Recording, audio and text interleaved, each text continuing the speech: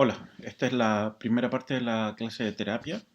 Básicamente se refiere a ensayos clínicos o lo que llamamos estudios experimentales. Dentro de los objetivos de la investigación epidemiológica, que son varios, tenemos primero investigar la etiología de la enfermedad y modos de transmisión, determinar la magnitud de los problemas de salud en la comunidad y estudiar la historia natural de la enfermedad. Como ustedes recuerdan de clases anteriores, estos son objetivos que uno puede cumplir con estudios observacionales. Sin embargo, cuando queremos evaluar nuevas medidas preventivas y terapéuticas de atención en salud, lo que necesitamos son estudios experimentales. Y estos estudios experimentales son los que nos van a dar las bases para desarrollar más adelante políticas públicas de salud. Entonces, los estudios epidemiológicos, a modo de resumen, los podemos categorizar en observacionales y experimentales. Recordemos que en los estudios observacionales, los investigadores utilizan datos que son observados en la población y ahí infieren relaciones entre las variables, o sea, establecen asociaciones entre las distintas variables y lo que hacemos es hablar de asociación entre variables, pero no de causalidad. Sin embargo, en el estudio experimental, lo que hacemos es que los investigadores intervienen en la historia natural de la enfermedad y esto lo logran alterando activamente una de las variables para luego hacer inferencias de la relación que se da entre las variables basada en las diferencias de los resultados. Pero acá la gran diferencia es que en el observacional uno no altera lo que está observando, sino que sigue la historia natural de la enfermedad, y en el estudio experimental hay un grupo que recibe una intervención que es distinta de el otro grupo o los otros grupos que se estén estudiando. ¿Qué intervenciones pueden evaluarse? Y aquí la lista es bastante amplia. Podemos evaluar nuevas drogas y nuevos tratamientos de enfermedades, nuevas tecnologías médicas y de cuidados en salud, métodos de prevención primaria, programas de screening, formas de organizar servicios de salud o programas comunitarios o intervenciones de comportamiento. Da lo mismo que es lo que evaluemos, pero siempre se sigue el mismo patrón donde hay una comparación activa contra otra que no es tan activa, y si no es activa podemos ver con qué lo vamos a comparar a continuación, y cuando hacemos la intervención que estamos haciendo por un lado la tenemos que controlar con otra. Entonces este experimento que estamos haciendo lo podemos comparar con no terapia, lo podemos comparar contra un placebo o podemos compararlo con la terapia que se está usando actualmente en esa determinada población. Los controles pueden ser históricos o simultáneos. Los controles históricos es lo que se llama cuando uno elige un grupo de pacientes que tenían determinada intervención y estos son del pasado, y después uno hace una nueva intervención y la aplica a continuación en el futuro. Sin embargo, los controles históricos están sujetos a muchísimos sesgos, por lo que no son recomendables de hacer en los ensayos clínicos, y lo que se usa son los controles simultáneos. Los controles simultáneos hace un tiempo eran no aleatorizados y después se vio cuál era la importancia de hacerlos aleatorizados, como les voy a mostrar en el siguiente ejemplo. Y aquí están los resultados de la inmunización de la vacunación, perdón, con BCG en la ciudad de Nueva York. Y este es un estudio que se hizo el año 46 y lo que dice acá es lo siguiente. Al comienzo del trabajo se hizo un intento de controlar el estudio dividiendo a los niños que aceptaban vacunarse en dos grupos iguales, los que iban a ser vacunados y los que iban a servir como control. Bajo este sistema, un médico se le asignó un número de casos y se le dijo que vacunara a la mitad del grupo. La experiencia posterior mostró que con este método de selección la tendencia era a vacunar a los niños de los papás más inteligentes y cooperadores y mantener los niños de los pacientes de los papás menos cooperadores como grupo control. Esto probablemente fue fuente de error considerable, ya que los papás cooperadores no solo hacían más caso a las indicaciones médicas, pero en general traían a los niños más regularmente a recibir instrucciones, a cuidados de alimentación o cuidados en general. Lo que mostró este trabajo fue lo siguiente. Acá se evaluó cómo fue el comportamiento de los qué pacientes desarrollaron tuberculosis entre los vacunados y en los no vacunados. Y hasta el año 33, entre el año 26 y el año 33, la decisión de quién se vacunaba dependía del médico. Sin embargo, después del año 33, la decisión de quién se vacunaba dependió del protocolo. Entonces, lo que se dijo es que iban a hacer una vacunación alternada. Un paciente sí, un paciente no, un paciente sí y un paciente no. Y lo que ustedes pueden ver acá es la diferencia porcentual de los pacientes que desarrollaron tuberculosis antes del año 33 y después del año 33, donde la tasa de frecuencia de los infectados con tuberculosis en el grupo control era significativamente más alta que los que habían sido vacunados según el criterio del médico. Y como pueden ver, después del año 33, cuando se hizo esta selección alternada, lo que se vio es que en realidad la diferencia disminuía mucho y prácticamente no era clínicamente relevante.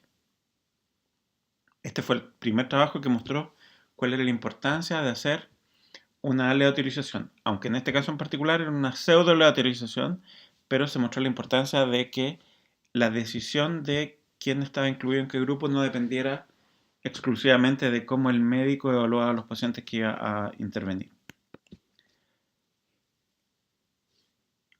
Los ensayos clínicos aleatorizados entonces vienen y la definición se explica por las palabras que incluyen su nombre, donde aleatorización es el proceso por el cual la asignación de los sujetos a los grupos de tratamiento o al grupo control se realiza al azar, y el objetivo de esto es no poder predecir quién va a quedar en qué grupo.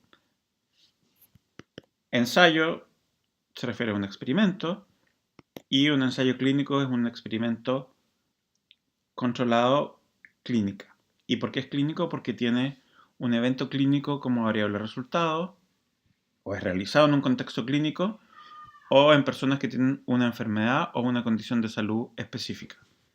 Entonces, el ensayo clínico aleatorizado es un ensayo clínico, un experimento en pacientes, en el que los pacientes son asignados aleatoriamente o al azar a los grupos que comparan distintos tratamientos. Esa es la definición de ensayo clínico. Si queremos hacerlo esquemáticamente, para saber qué es un ensayo clínico, lo que podemos primero decir es que es un estudio que es prospectivo, o sea, va hacia adelante en el tiempo, donde lo que hacemos es definimos una población y de esa población lo que tenemos que hacer es extraer una muestra. Y nuestra muestra la vamos a intervenir nosotros activamente. Cuando hacemos la intervención que queremos demostrar que es efectiva, vamos a llamar a esos pacientes que están expuestos, y al grupo que no vamos a hacer la intervención o que vamos a hacer una intervención que ya se está realizando, vamos a llamarlos el grupo control, que en el fondo van a ser los pacientes que no están expuestos. Y a continuación lo que vamos a evaluar es quiénes mejoran y quiénes no mejoran en el grupo de los expuestos, y quiénes mejoran y quiénes no mejoran en el grupo de los no expuestos, que es lo que llamamos outcome o resultado. Entonces, lo que tenemos es una intervención activa, que es un estudio controlado, o sea, el control en el fondo es el paciente que o no recibe el tratamiento, o recibe un placebo, o recibe el tratamiento que hasta ese momento se considera el estándar. Se realiza en humanos, por lo tanto, al realizarse en humanos tiene que cumplir criterios que son bastante específicos en términos de seguridad, información y de consentimiento. Tenemos que asegurarnos que haya una adherencia al protocolo, y también, idealmente, los ensayos tienen que ser aleatorizados y ciegos. Doble ciego, que es como el estándar superior. Y además el análisis de los resultados tiene que ser según la intención de tratar. Todo esto lo vamos a ver con más detalle más adelante. Ahora, ¿para qué vamos a hacer un ensayo clínico y cuáles son las ventajas de hacer un ensayo clínico sobre otros tipos de diseño? Primero, el ensayo clínico es considerado el gold standard de efectividad. Para que se cumpla así este gold standard tiene que tener algunos requisitos, básicamente en términos de tamaño de muestra, pues eso lo podemos ver más adelante. Permite determinar cuál es la incidencia de efectos adversos o de complicaciones de la intervención. no solo está viendo la efectividad de la intervención, sino de que también ve los efectos adversos o las complicaciones, que es lo que nosotros llamamos seguridad. Esta relación entre la efectividad y la seguridad, asociado con el costo de la intervención, nos permite tomar decisiones de costo-efectividad, y todo este análisis finalmente nos debería permitir influenciar la práctica clínica, si es lo que nosotros queremos demostrar. Se mostró no solo efectivo, sino que además seguro, y la relación de costo-efectividad era favorable para la población. Vamos a hablar de algunas fortalezas y debilidades de los ensayos clínicos, pero antes de esto tenemos que hacer la salvedad que no hay estudios perfectos, y estos estudios no pueden ser perfectos porque hay aspectos prácticos y éticos que seguir. Nosotros hay que acordarse que estamos estudiando en humanos, y estos no son ratones de laboratorio ni moscas. Por lo tanto, los humanos tienen una serie de características que hagan que el experimento no tenga tanto control como lo podemos hacer en un laboratorio. Todos los estudios, incluidos los ensayos clínicos aleatorizados, por muy correcta que sea la metodología, están sujetos a sesgos y confundentes. Y algo que nunca está de más recordar es que para probar una hipótesis uno necesita múltiples estudios que muestren consistentemente resultados similares. Entonces, por eso es muy raro ver cuando uno ve un estudio pequeño que no tenga más de 30, 40 pacientes por grupo para una intervención que es novedosa. Una de las primeras conclusiones que uno ve es que este estudio demuestra que la intervención A produce mejor o menor efecto que la intervención B, y además empiezan a hablar que es no solo que es más efectiva, sino que además dicen que es segura y efectiva. La efectividad se ve a lo largo de varios estudios y necesita un número bastante alto de pacientes porque nosotros podamos asegurar que consistentemente la intervención es efectiva, y para demostrar la seguridad necesitamos muchísimos más pacientes para demostrar que la intervención es segura. Entonces, ojo cuando uno revisa las conclusiones de los estudios, porque generalmente estas tienden a sobreestimar la efectividad y a subestimar los efectos adversos. Vamos a hablar de algunas fortalezas de los ensayos clínicos. La fortaleza es que es prospectivo. Esto da mayor precisión porque permite diferenciar claramente cuál es la relación entre la exposición y el outcome, y sabemos que la exposición precede el outcome con mucha certeza. El ensayo clínico es considerado además, como les decía, el gold standard para evaluar la efectividad de un tratamiento. La gracia que logramos con la aleatorización es que permite disminuir básicamente el sesgo de selección, pero también otros sesgos. Según nuestro protocolo, nosotros podemos hacer que las observaciones en todos los pacientes sean consistentes y estén estandarizadas. También puede ser diseñado para variables paramédicas y no solo médicas. Nos permite que tanto la gente que participa en el estudio como los que evalúan los resultados de los pacientes estén ciegos a la intervención que estamos estudiando. En función de la potencia del estudio, en función del número de pacientes que estamos estudiando y de la tasa del evento que estamos estudiando, podemos detectar diferencias que son menores y que son muy difíciles de pesquisar en la clínica de la práctica habitual de cualquier profesional. Y mientras más grande el ensayo clínico, mayor es la capacidad de hacer una generalización clínica, o sea, de inferir que los resultados que encontramos pueden ser extrapolables a la población general. Esto, recuerden que está en directa relación con el tamaño del ensayo clínico. Las debilidades, la principal debilidad de los ensayos clínicos es que son caros, y son caros en tiempo y son caros en dinero porque toman mucho tiempo para realizarse, y también son bastante caros dependiendo de lo que nosotros estamos haciendo, pero comparativamente son más caros en relación a los observacionales.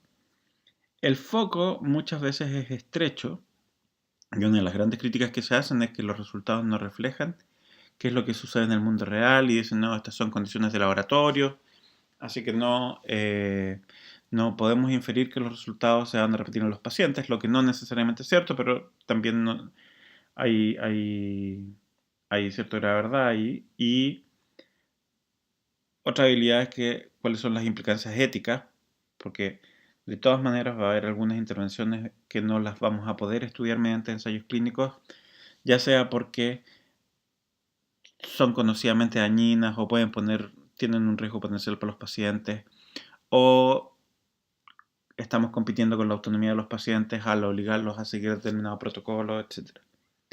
La selección de pacientes sí es muy específica y generalmente uno tiende a elegir pacientes que son de más alto riesgo porque son los que tienen más grandes las tasas de evento, y mientras mayor es la tasa de evento, más fácil va a ser demostrar una diferencia que sea ya sea clínica o estadísticamente significativa. Entonces, generalmente los ensayos clínicos se hacen en pacientes que están en el espectro más grave de las enfermedades que se están estudiando. Y no necesariamente los resultados que tenemos en los pacientes más graves van a verse reflejados en los pacientes que tienen estadios menores de la enfermedad. El sesgo de reclutamiento es difícil de superar, esto es que el paciente esté dispuesto a participar en un ensayo clínico donde va a tener una chance que es más o menos el 50% de quedar o no en un grupo que no va a recibir tratamiento, y hay mucha gente que prefiere no participar en esto. Y lo otro es que los pacientes que son reclutados no necesariamente son iguales que los pacientes que no son reclutados. Las ganas que tengan los pacientes de participar o de colaborar con la investigación clínica hace que no sean comparables. Y linkeado a esto es que esto solo funciona cuando la gente se somete a la aleatorización de la intervención. O sea, cuando ellos libremente están dispuestos a tener la probabilidad que queden en un grupo que no va a recibir tratamiento, o que va a recibir un tratamiento que no es el que se está estudiando. Lo primero que hay que hacer cuando uno parte de un ensayo clínico es hacer un protocolo. El protocolo es un documento donde se explican los fundamentos del ensayo clínico, y no solo esto, sino que además se especifican cuáles son los objetivos, cuál va a ser el diseño y cuál va a ser la organización. Y esto nos permite ayudar a la comunicación entre investigadores y comunidad científica. Esto se escribe en un lenguaje científico. Ahora muchas editoriales están pidiendo que el protocolo se publique antes de empezar el reclutamiento para que precisamente el resto de la comunidad científica pueda opinar o pueda dar sus ideas acerca de la intervención que se está estudiando. Aleatorizar o randomizar, la verdad es que no hay diferencia. La randomización es una mala traducción de randomization, que es la palabra en inglés, y aleatorización en el fondo, como ya vimos, es asignar al azar a los pacientes a los grupos que van a ser intervenidos. ¿Cuáles son los objetivos de la aleatorización? El principal objetivo es disminuir el sesgo de selección, y esto nos ayuda a evitar la capacidad de predecir en qué grupo va a quedar el paciente. Ese es el principal objetivo de la aleatorización. Y otro objetivo secundario que se cumple solo cuando el tamaño de pacientes es muy alto es hacer que los grupos sean comparables, lo que cuando tenemos grupos pequeños de pacientes no siempre se logra.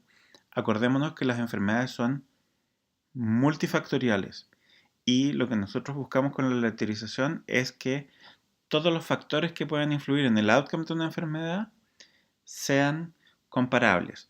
Para lograr que todos estos factores sean comparables, necesitamos un número que es muy grande de pacientes.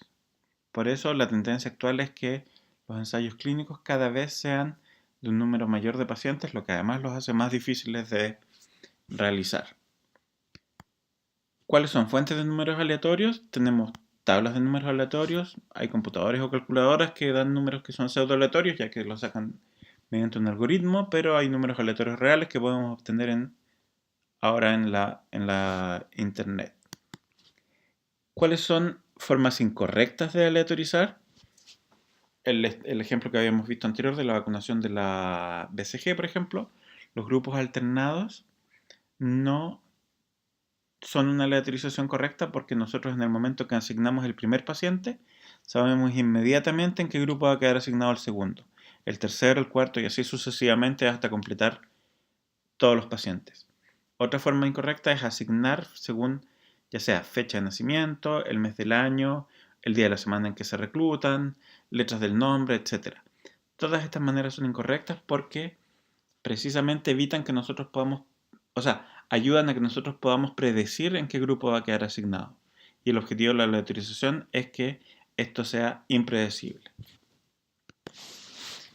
Hay una manera un poco más compleja de aleatorizar, que es la aleatorización estratificada, que se hace la misma asignación aleatoria, pero lo vamos aleatorizando a los grupos en función de algunas características. Por ejemplo, si tenemos pacientes mayores de 45 y menores de 45, a los menores de 45 los aleatorizamos por un lado y a los mayores de 45 los estamos aleatorizando por otro lado. Hacemos la misma aleatorización, pero en el grupo de mayores 45 y menores de 45. También lo podemos hacer según la gravedad de la enfermedad, donde los pacientes graves se aleatorizan de una manera y a los pacientes que tienen estados menos graves de la enfermedad se aleatorizan en otro grupo. Esto hace que los grupos sean más comparables, sobre todo cuando existe una probabilidad que los grupos no queden equitativamente distribuidos, ya sea por azar o porque hay alguna característica de los pacientes que hace que esto no pueda ocurrir así.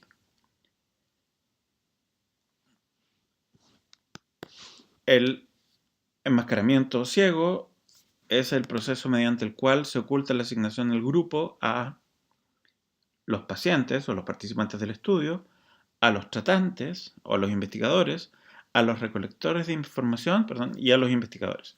El objetivo es que nadie sepa a qué grupo está asignado al paciente para que nosotros no podamos, con nuestra impresión o nuestro prejuicio, podamos influir de alguna manera en los resultados. Entonces, idealmente en un estudio, el único que conoce la asignación a los grupos son los que hacen el análisis final, y eso se hace una vez que todos los pacientes han sido recolectados y todos los datos han sido recolectados.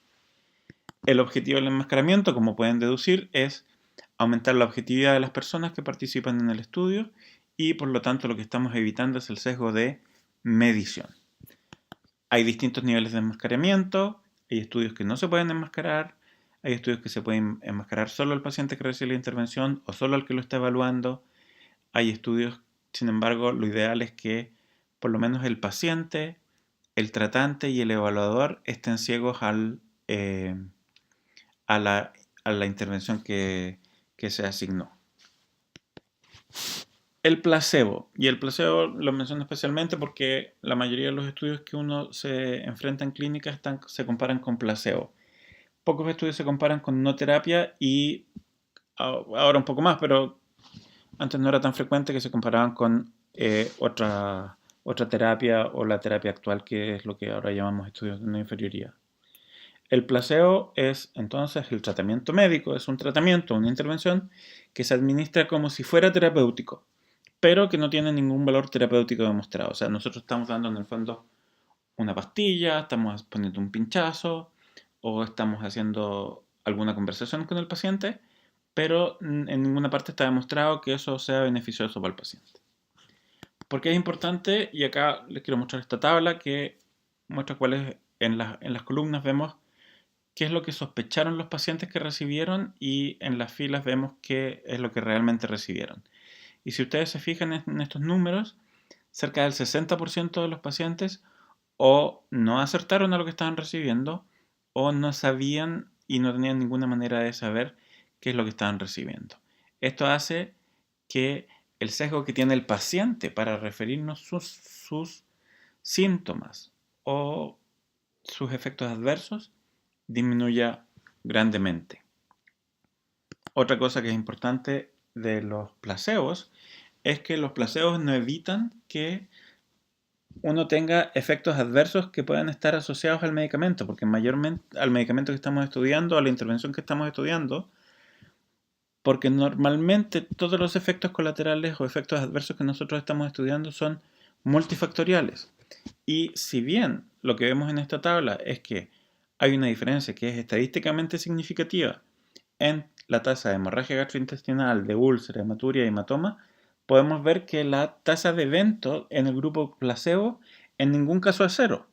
Y el aumento de riesgo adicional por el uso de aspirina es mucho menor a lo que uno hubiera pensado si le hubiera preguntado. Entonces, el placebo no evita, el estar asignado a un grupo placebo no evita que el paciente vaya a tener efectos adversos en la intervención, y eso tiene que quedar súper explicado a los pacientes, sobre todo en la parte del consentimiento informado, porque mucha gente piensa que todas las otras intervenciones están libres de efectos adversos y que todos los efectos adversos se deben a la droga con la que estamos estudiando. ¿Qué es la adherencia o compliance? Es básicamente cumplir los protocolos de acuerdo a lo que teníamos definido. ¿Qué es lo que establecimos nosotros que va a ser el protocolo? Y es la capacidad de que estos sean cumplidos. Y acá tenemos los dropout, que son los pacientes que no adhieren al tratamiento experimental, y también los drop-in, que son los que no adhieren al régimen de control y empiezan a tomar la intervención que estamos estudiando. Por ejemplo, tenemos un grupo de pacientes que fueron aleatorizados.